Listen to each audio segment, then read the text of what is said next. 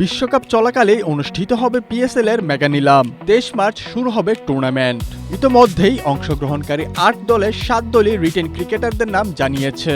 সরাসরি চুক্তিতেও ক্রিকেটার নিয়েছে দলগুলো।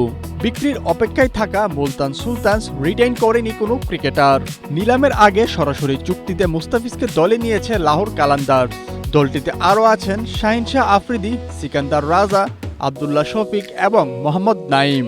ডেভন কনওয়েকে সরাসরি চুক্তিতে নিয়েছে ইসলামাবাদ ইউনাইটেড। শাদাব খান, সালমান ইরশাদ, আন্দ্রেস গুসেরও ঠিকানা এই দল। অজি তারকা স্টিভ স্মিথকে সরাসরি চুক্তিতে দলে ভিড়িয়েছে শিয়ালকোট স্টেলিয়ন্স।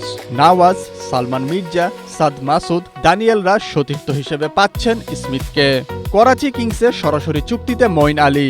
দলটিতে আরও আছেন খুশদিল শাহ, হাসান আলী, সাদ বেগ, আব্বাস আফ্রিদির মতো তারকারা।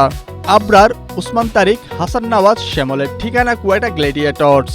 রহমানুল্লাহ গুরবাজকে দেখা যাবে পেশাওয়ার জালমির জার্সিতে। বাবর আজম, সুফিয়ান মুকিম, আব্দুল সামাদ, আলী রাজারা খেলবেন একই দলের হয়ে।